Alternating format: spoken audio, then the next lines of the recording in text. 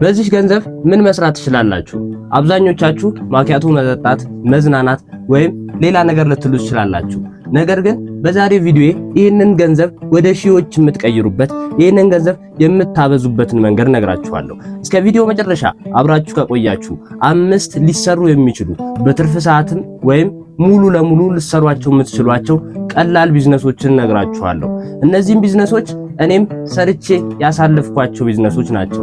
በጣም አዋጭ ናቸው። እነዚህም ቢዝነሶች ሰርታችሁ ስኬታማ እንደምትሆኑ ተስፋ አደርጋለሁ።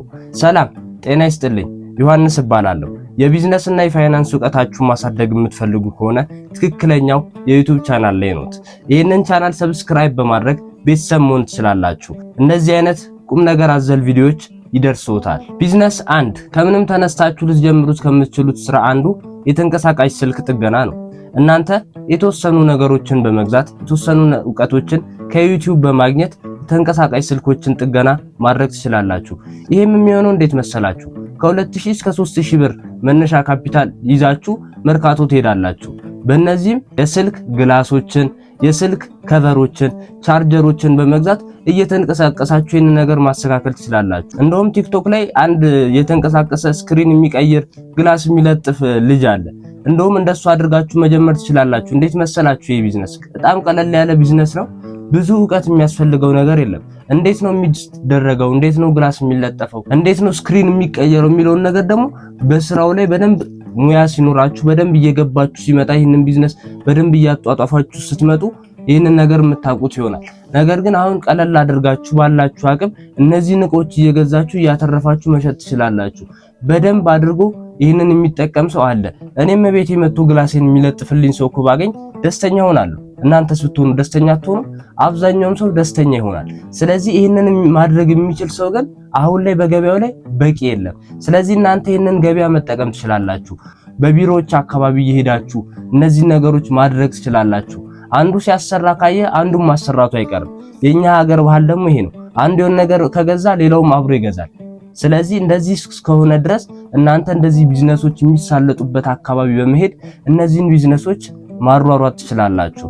እነዚህን ቢዝነሶች መስራት። ሁለተኛው ቢዝነስ ደግሞ ዴሊቨሪ መስራት ነው።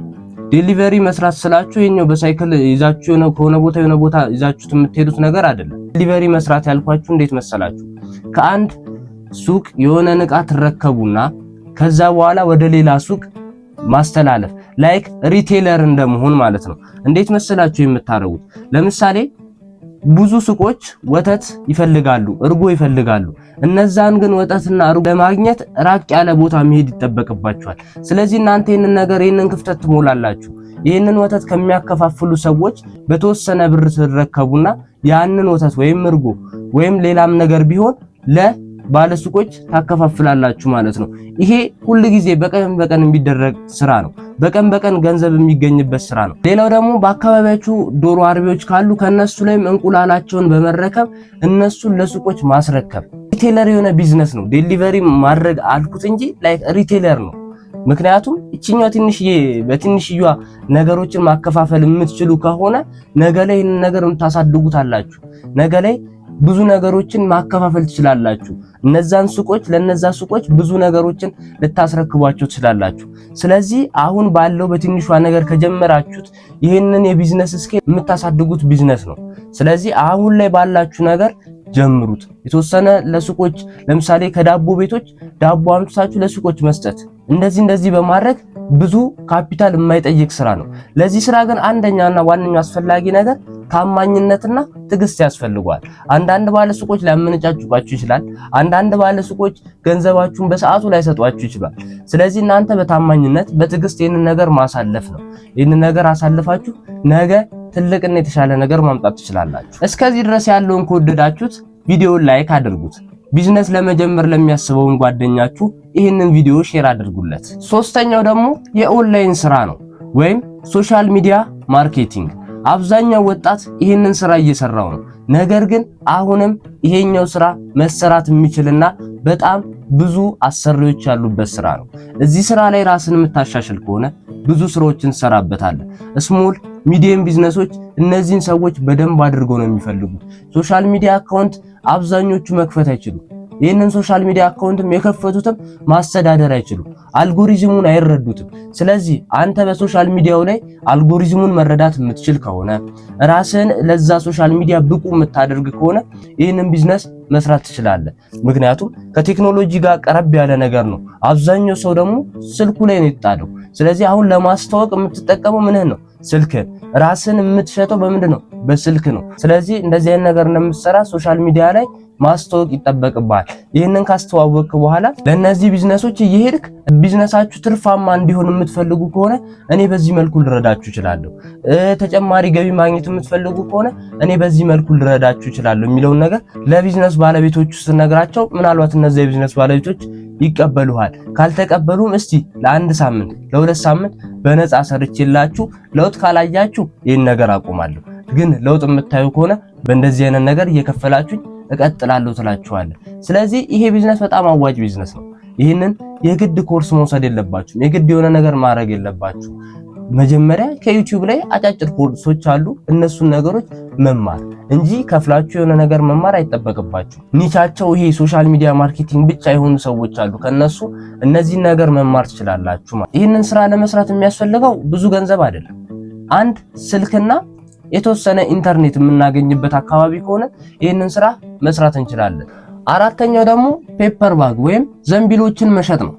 እነዚህን ፔፐር ባግ ወይም ዘንቢሎችን እንዴት ነው የምትሸጡት? አሁን ላይ ጊዜው ይሄ የላስቲክ ጊዜ አብቅቶ የወረቀትና የዘንቢል ጊዜ ነው። ስለዚህ እነዚህን ዘንቢሎች አንተ ማምረት የማትችል ከሆነ ካመረቱት ላይ በመግዛት እነዚህን ዘንቢሎች ማከፋፈል ነው አንደኛው። ሁለተኛው ደግሞ ፔፐር ባግ አንተ ማምረት ትችላለህ። ፔፐር ባግ ወረቀቱን ከመርካቶ ትገዛና እሱን በኮል ላይ ያጣበቅ አንድ ለዳቦ ቤቶች በደንብ አድርገው ነው ይነን የሚፈልጉት። ምክንያቱም የዘንቢሉ ዋጋ ወደድ ስለሚል አነስ አድርገው ዋጋውን ማስገባት ትችላለህ። የወረቀት ዘንቢል ስንል የካኪ ወረቀቱን ብቻ አይደለም፣ በኖርማል ወረቀት ራሱ እነዚህ ኪስ ይባላሉ፣ ሱቆች ላይ ኪስ ይባላሉ። እነሱን እየሰራህ ለባለ ሱቆችን ማከፋፈል ትችላለህ። ይሄ የፔፐር ባግ ይሄ የወረቀት ስራ በጣም አዋጭ ነው። አብዛኛው ሰው እየሰራው ነው። ድምጹን አጥፍቶ እየሰራው ያለው ቢዝነስ ነው። ስለዚህ አንተም ይሄንን ነገር መስራት ትችላለህ። ምናልባት ይሄ ስራ የወንድ አይደለም የሴት አይደለም የሚባል አይደለም። አንተ ገንዘብ ያስገኝልህ የተጨማሪ ኢንካም ያስገኝልህ እንጂ ይሄን ነገር መስራት ትችላለህ። ስራም እየሰሩ ላሉ ሰዎች የሚያዋጣ ስራ ነው።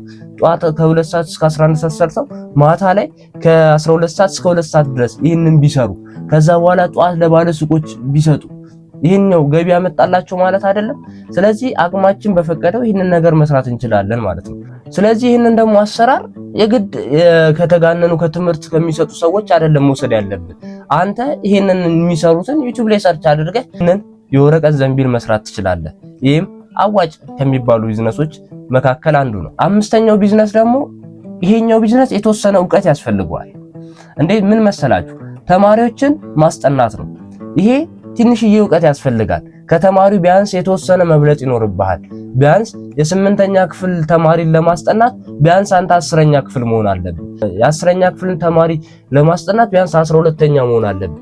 ቢያንስ የተወሰነ መሻል ይጠበቅብሃል። ይሄኛው ጥልቅ ዕውቀት ያስፈልጋል። የተወሰነ ዕውቀቶች ያስፈልጉታል። ተማሪን በደንብ አድርጎ ማስጠናት ያስፈልጋል። አብዛኛው ወላጅ ልጁ በትምህርት ውጤታማ እንዲሆን ይፈልጋል። ስለዚህ ይሄንን ማድረግ የምትችለው አንተ ለወላጆች ይሄንን ኦፈር በማቅረብ ነው። ልጃችሁ ጥሩ ውጤት እንዲያመጣ ትፈልጋላችሁ ትላችኋል። አዎ ይላሉ። ከዛ ይሄንን ነገር እንዲያመጣ እኔ እንደዚህ ማስጠናት እችላለሁ፣ በእንደዚህ ጊዜ እንደዚህ ትከፍሉኛላችሁ ትላለህ። ከዛ በኋላ ወላጅ ልጁ በትምህርቱ ውጤታማ እንዲሆን ስለሚፈልግ ያንን ኦፈር ሳያንገራግር ይቀበልሃል። ነገር ግን አንተ ዋጋን ከፍ ማድረግ የለብም። በተወሰነ ዋጋ ትጀምራለህ።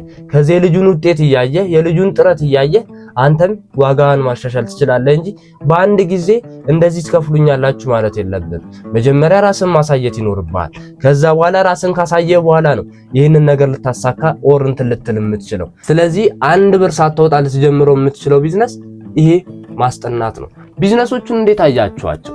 እነዚህን ቢዝነሶች ደግሞ ለመጀመር ምን ያስፈልጋችኋል መሰላችሁ? አንድ ትዕግስት ያስፈልጋችኋል።